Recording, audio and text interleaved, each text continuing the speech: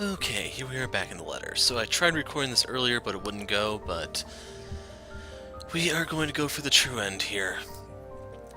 So anyway, this is what Luke is going to say, which is what caused my confusion. So, there's only one way to fix this. One way to correct a mistake. Mistake. Is it even one? Isn't this what I want for myself? To have everything. Money, power, hell, even women. Don't I have that freedom now and so much more? I married her for this. This has always been the plan, had things not been derailed. Get rid of the dad, marry the starry-eyed heiress, acquire the company, and make her disappear. Make it appear like a terrible accident. Clean, efficient. Yet somehow it feels wrong to use that word. I loved her, didn't I? This is a sin, more like. Perhaps one that deserves an equal punishment of death. A life for a life sort of deal. Payment for the countless other lives I've also ruined and ended to get where I am. There used to be satisfaction in this, in getting what I want. Now I only feel remorse. This is going to get me, no matter what I do, isn't it? Luke, we can't stay here. We have to find a way out. We have to... Go. What? What are you talking about? You heard me, Daisy. Go. Leave. Have you also gone deaf now? Sir, is this about what we said? Forget about that. We're not leaving anyone here. Ash wouldn't want that. As if I give a damn shit about him. He still pisses me off. If anything, he should be the one thanking me. I'm saving his friends. I suppose I should make note of that. Something to keep in mind in case we're ever going to meet in the afterlife. Provided we end up in the same place. The crap I've done, I'll likely end up in the 7th level of hell. Funny how easy it is to think of these things with your death looming over you. Or maybe it's simply because I'm getting old. Well, not that old, but it certainly feels like it. I've done a lot of shitty stuff in my lifetime. So maybe this one time, I might as well do some good. Pushing myself off the floor is a struggle on its own. More from the metaphorical weight on my shoulders than the pain in my limbs or this headache. There's no backing out now, I suppose. Even if Daisy still doesn't quite understand what I mean, there she sits, looking up at me with nothing but worry. I wonder if in a different lifetime we would have become friends. Had I been born to a more decent family, or Damien Wright took me away from the slums before I even learned how to use a knife. Daisy, do fetch me one final drink, would you? There's a stash in that dresser beside you. She quietly hands me one as I've requested, but only after a look of protest flickers across her face. I look at anywhere but her, fixating on the colorful glass bottle she has just handed over to me before I pop open the cork and take a swig. Or rather, a huge chug of the stuff. There's some delight when I feel a delightful burn in the back of my throat and realize that it isn't exactly wine I have in my hand. Whiskey. How quaint. How fitting. This explains where the rest of the alcohol is. This isn't the time for some booze, Luke. We're still stuck in this bloody nightmare. A little sense of self-preservation from you would be really nice. Such a nag. Though I don't think Hannah would much appreciate me drinking in her room either. Or at all if she has anything to say about it.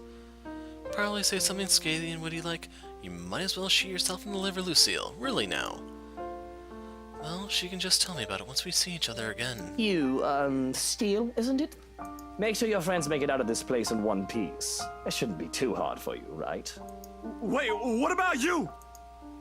For all the weakness he displays, at least this man knows the right questions to ask. And that is exactly when it dawns on Daisy, her concern quickly melting into an expression of utter horror. Any other day I would have laughed loudly at that. To think she cares, I'm almost touched. What are you... Don't be ridiculous, you ball bag! You're kidding, right? Look, Wright. Mr. Wright. There must be some other way. This isn't going to solve anything, you numpty! You're just giving her what she... Daisy, Rebecca, do me a favor and watch over Kylie for me. The Rugrat shouldn't be allowed more than one glass of parfait a day. Her father spoils her too much. Why don't you do that yourself? I'm not her godparent, you are! I have to stifle the giggles that threaten to spill uncontrollably. I'm not yet drunk, but I might as well be. Losing my mind, maybe. I'm afraid I won't be able to. You're going to have to apologize to her for me as well. You see, Daisy, Where I'm going? Oh, there's no coming back from. A smile. Then I'm dousing the whole room with the remaining liquor before a word escapes their mouth. They can only watch. I can tell they don't approve of this, but what can they do? It's my house. I can do whatever I want with it. And it doesn't take too long for Steele to catch on. He's seen this ugly side of me more than anyone here. There's still reluctance in him, of course. The man remains soft, even for people who have openly hated him. A hesitation in him, even as he's pulling the two women away from the room, quickly ushering them through the doors that should lead them to the hallway. But Luke, we can't. Go on, Daisy. There's nothing left for you here. A long moment of silence, of conflict and pain flashing fleetingly across her face. We never did get along much, Daisy and I. Though right now, I'd like to think that she has come to care for a rotten bloke like me the way she might do for another friend.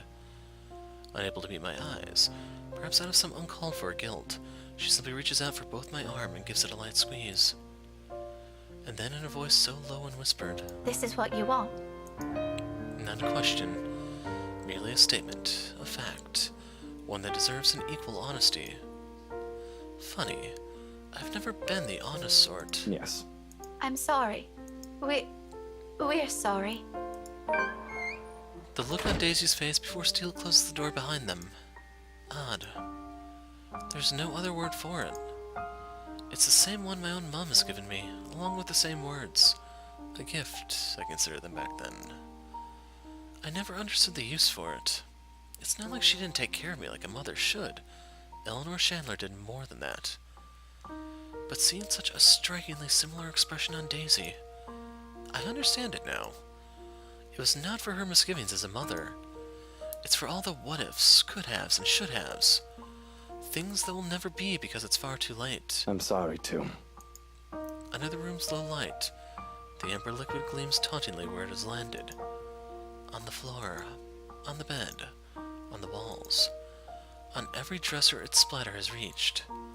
It's brighter, of course, when set alight, but I don't wait for it to spread. If I am to die here, this place has also to go, burned to the ground with every sin and horror it hides. I suppose this is the closest I can get to an atonement. Without a single glance back, I take the rest of my liquor stash from the dresser with me, and heading instead for the door to Hannah's nursery. It opens to the study before, though with how fucked up this place is, I'm not entirely sure what I'll find next. One thing's certain. Somebody. Anyone. Help me. Help us. Luke, please. Our children. Somewhere in this house she waits. I allow her voice to lead me, following her cries and pleas as I go and douse each room I pass with alcohol and set it ablaze. Not a comforting thing to hear, but certainly a better sound than an agonized wail. Amidst the gore and the horror, it's the closest thing I can cling to, including the stray thoughts that have somehow chosen to surface. Short bursts of memories I've always been fond of, more than I care to admit, either out of fear or embarrassment. How about Botany Bay, Luke? In Kent? It's gorgeous there. I don't know, but don't you think it's a little too far from here? Remember, I still have a company to manage.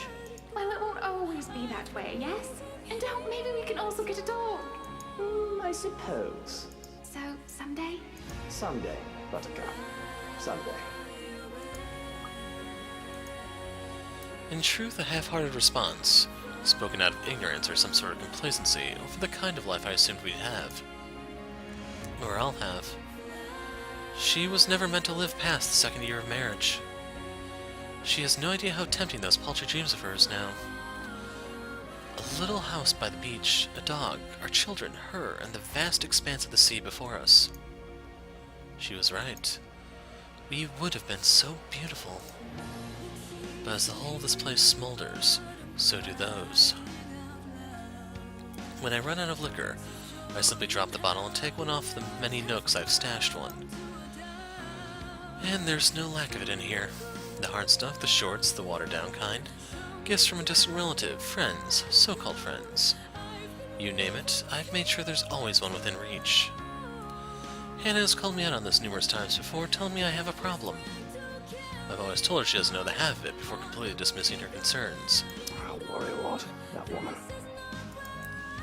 Right now, however, I'll give everything to hear her say that again. If only for the last time. With each room I pass and burn, the place becomes easier to navigate, as if it's slowly righting itself, returning to what it's supposed to be. Soon I finally find myself standing before the door to the attic. From the bedroom nearby, the strong odor of burning wood, cloth, and varnish alike wafts from under the door, slowly filling the hall with a thick black smoke. Hopefully, Steele is able to get his friends out of here before it's too late. The blaze has already started in earnest in every part of the house. I can already feel the heat seeping from the rooms I've set aflame. In a matter of minutes, flames will engulf the whole house. But there's one more place left. Upstairs, where her cries echo from. My feet fall hard and heavy against the old steps, a steep, rickety thing that should have been fixed during renovation. I suppose it's only fitting this is where I make this march, trapped in the highest point of this place as the rest of the world burns to the ground with me. A final fall. To death. To her. For some reason, nothing about this scares me, no matter how much I've dreaded this kind of end in the past. There's only a calm, a stillness. The same hush that comes after a terrible storm has swept the countryside. Even as I open the door and am greeted not by Hannah's warm embrace, but her cold, chilling smile. But the reality of this, the terror doesn't take hold and sink until my knees hit the floor and I hear a whisper in my ear. In a voice so familiar yet different, reverberating inside my head, in soft murmurs and sighs, while her arms come from behind to rest across my chest. You came home to us.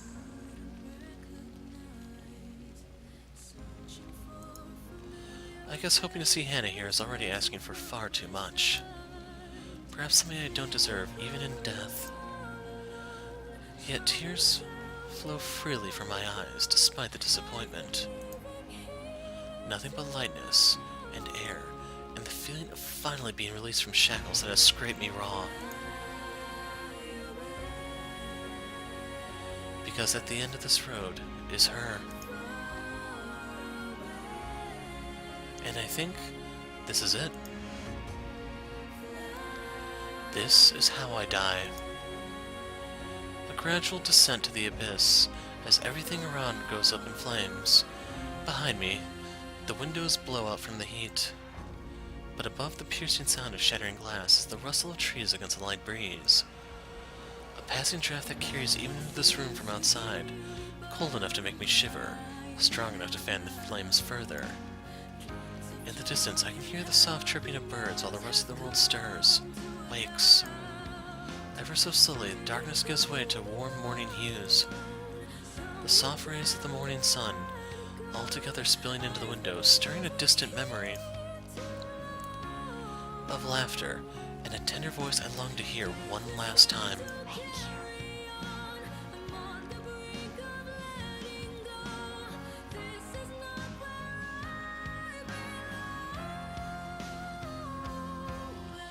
I did not do it for you. Dawn at last. And she is free.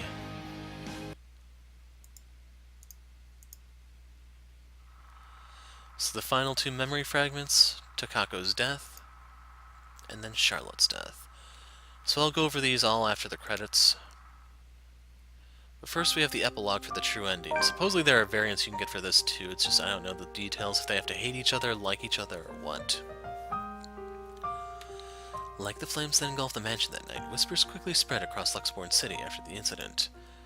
Officers who investigated have deemed the tragedy of the Ermengarde mansion an accident, an unfortunate outcome of a long-rumored domestic dispute between Luke and Hannah Wright, killing innocent lives. But for those who still believe in the stories of the old, and those who know the truth, it is but a testament to the curse and the secrets that the Ermengarde mansion has kept hidden for centuries. If there will come a time, those will finally be revealed. Only the ashes of the now ruined mansion know. However, on nights when the wind howls and thunder booms across the sky, some still claim hearing of voices where it once stood. of cries and wails that fill the nights, and desperate calls of help for anyone who dares listen. As for those who remain, Zachary Steele decides to give the movie industry another try a year after. This time he brings a film that tells of a harrowing experience under the shadow of the Ermengarde Mansion's curse. With help from Rebecca Gales and Isabella Santos on production, he is able to bring it to life 2 years later. But unlike his first foray into the indie scene, this turns out to be a blockbuster hit, gaining him accolades from several award-giving bodies. Although the film has brought him considerable success and opportunities, Zachary claims it'll be the last film he'll be making, remarking that he merely wishes to tell the tale. A decision he has yet to change his mind on, much to his fans' disappointment. After the clamor for the movie has died down, he quietly returns to his freelance photography business, living a simple life in the same old apartment away from the spotlight. All the same, he dedicates the film's success in honor of an unnamed friend. Determined to disclose the truth, Rebecca Gales writes a book detailing Luxbourne City's true history. With help from Professor Andrew Clark, she pieces together every omitted information from current accounts. Charlotte Ermengarde's role in the city's foundation and the truth behind the very woman who built it. This, in spite of the Professor's stern warnings against bringing those to light. Charlotte Ermengarde has always been revered by the people of Luxbourne, after all. And sure enough, upon publication, it creates a huge stir. Although considered a masterpiece by some, even becoming a bestseller, it's also met with harsh criticisms from Luxbourne's academic circles. Others believe in an attack to the city's way of life, outright condemning it. It doesn't take long for it to reach controversial status, and mere months after its release, the book becomes the subject of litigation. As a result, it has since been withdrawn from the shelves by the publisher. To date, Rebecca continues the effort to bring it back to the market, knowing its worth, a war that she seems to be winning in time. Doing it not for herself, but for the memory of a loved one whom the book has been dedicated to.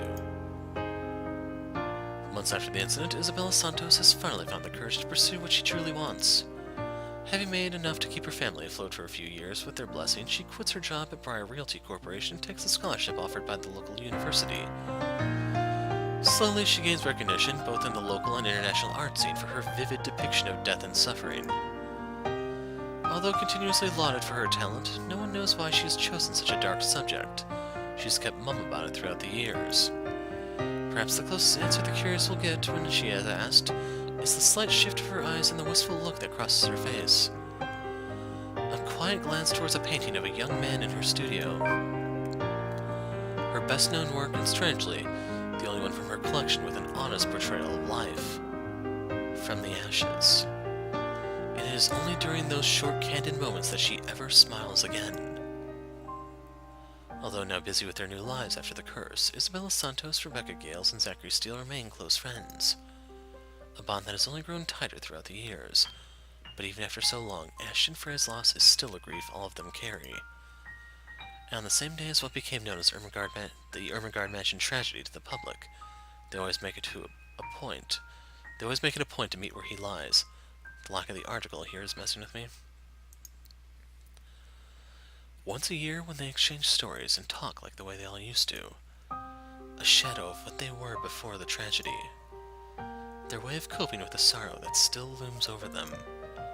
Though they never speak of it, will never, each of them know that his death is a wound that may never heal. They can only carry on.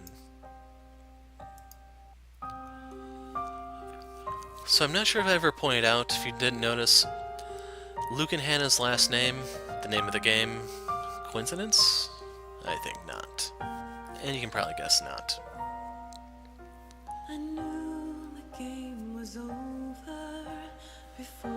So right here we still have the same song. I don't know if anything actually ever does change what song is playing or anything, because like, I don't remember the other songs, to be honest. One might be what Marianne sings in the bar, but they have a few listed here in the credits. But anyway, as from here, for the Isabella Gone Mad scene, I don't know if I'm going to have this up on Tuesday or if I'm going to take a couple days off and focus on other stuff. For that one, I'm probably just going to skip through the entire game because it looks like it's going to take maybe 25 to 30 minutes. The thing is, for the Isabella Goes Mad thing, you have to make sure that everyone dies. No survivors other than her. And then I have been asked to do the, God, what's it? The Hannah possessed thing. So yes, you have to look forward to watching Luke eat Hannah's pie. So some of you may read innuendo into that, but trust me, the scene is much, much worse. Like, I want to make a rather vulgar pun, but it's gonna spoil the entire thing for you, so... You'll just have to imagine I said it after we actually get there. You can do that for me, can't you? But anyway, there's the first song, here's the second one. If you notice, this one's performed by Elsie Lovelock, that is Marianne McCullough's voice actress, which is why I think this is what she sings in the bar. As for this one, I have no clue what this one is.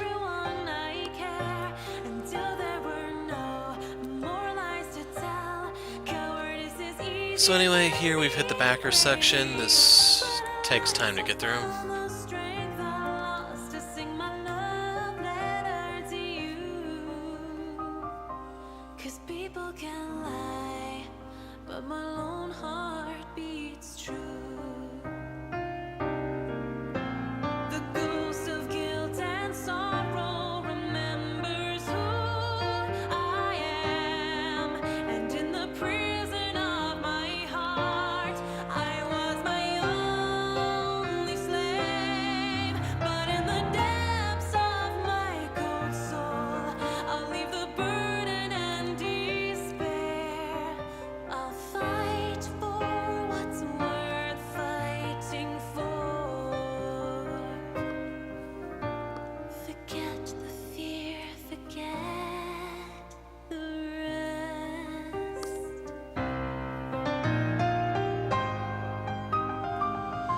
Okay, now we've reached the third-party programs, and this is almost over. But like I said, it's not exactly over. There's still two things I want to do before I completely call it quits on the game. And one thing that sucks is I was hoping this would quiet down, but I don't know how long that'll take. So the whole Labor Day thing just messed with me so damn much. It screwed up my schedule for another week. That's why there were no extra uploads and why these came out later than usual. Basically, I was just uploading these as soon as they finished editing and everything, and it was just such a mess. So as a result, I'm behind on Tokyo Underdark. What is that? Tokyo Dark, that's what it is. And then I still have to do the last of Anomi. And then there's still Desiree and Crystalline. So the good news is, as far as I know, there isn't really too much coming out in the near future, but then again, this literally came out of nowhere for me, so I can't really make any promises. So right here we'll hit up the gallery. So for CGs, we'll look at those in a second, but for True End you can see Rebecca Variant 1, Isabella Variant 2. I don't know how you get Variant 2 and Variant 1. Those are very low priority for me because I don't really want to do the whole True Ending stuff again. But there's still a few here and there. Like, it'd be nice if there were actually some sort of information about how to get these, but I adamantly refuse to do the trial and error crap. Don't know about Luke Trapped 1. I don't know if that's... I want to say that's probably if Hannah's possessed, and it's just the two of them alive, he's probably getting that one. So I actually could attempt that one, I guess. Just have to remember to kill off everyone else. As for the friendships, don't really give a damn about these. So I don't know if there's a friendship negative one, like everyone stops speaking to one another or what. I only got 2 of the bad endings, which is a little disappointing.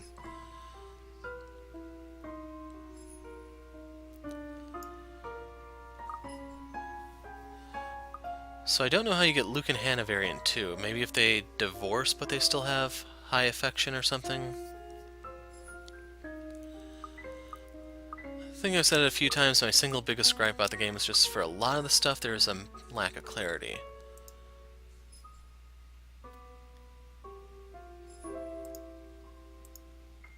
Okay, so here's the transforming scene. So in order to make sense of this, we have to consult the memory fragments. Still my favorite CG. But yeah, I'm surprised so many of Luke's got filled in here. Meanwhile, Ash has a lot of missing links here. So yeah. And the other thing that's missing is these. I thought you would unlock these by doing the true end, but for some reason these didn't. And like I said, I'm pretty much done with this. Anyway, for the memory fragments.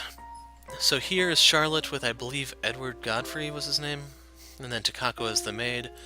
I don't know entirely if Takako is supposed to have feelings for him or what exactly. Charlotte who freed her from slavery and everything, and then just did much, much worse. But here's the supposedly happy picture. Then this is when Takako finds out about Charlotte's infidelity with who the hell knows who this guy is, but it sure as hell is not Edward. Then, punishment for being found out. Charlotte has Takako raped. We don't know if this is the same guy that she's after, or if it's someone else. We can see on this one that there's multiple guys involved in this. So then something or another happens, and this causes a fallout between Ed and Charlotte. So we don't know if it's him finding about her infidelity, what she did to Takako, or just many of the other secrets that are lurking in her closets. But the two have a falling out. Then you find out Charlotte does not take rejection lightly, so Ed meets his end here. Apparently Takako is either framed for this or something. I'm assuming the black cat here is used to make it look like some sort of witchcraft sacrifice thing, which is what leads to her being burned, but we'll get to that in a second. So then here's Takako, covered in blood, possibly some of it hers, possibly some of it Edward's, possibly some of it feline. So she's found guilty of witchcraft, put to the stake, and then comes back to haunt Charlotte, forcing her to write this note before Charlotte meets her end. So we don't know if Charlotte dies from suicide, if she's killed by Takako herself, but afterwards, the two of them seemingly merge as you see in that one scene, and I don't know if they're conflicting for control or what exactly is going on. This is just another thing that's poorly explained. And there you have it, all the memory fragments.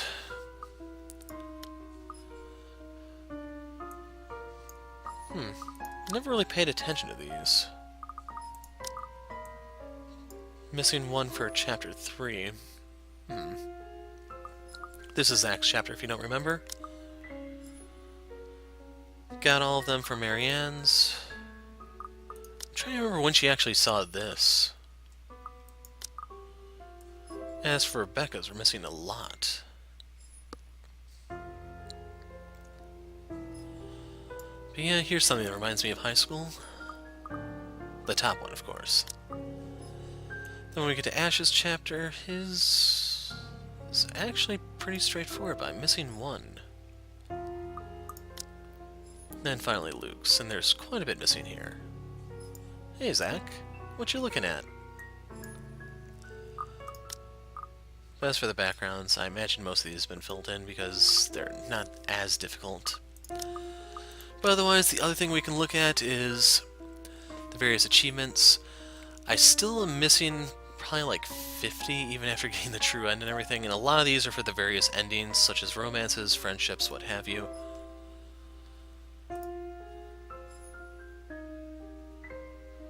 Okay, so that's Ash alone. So that's right, everyone's going to have their own alone ending if they're the only survivor, I think. Other than Luke, since he cannot survive alone unless you do, you guessed it, bye, bitches. And I never got the... Where is it? I don't know if this is a true ending thing or not. It was one of Zach's achievements, I want to say.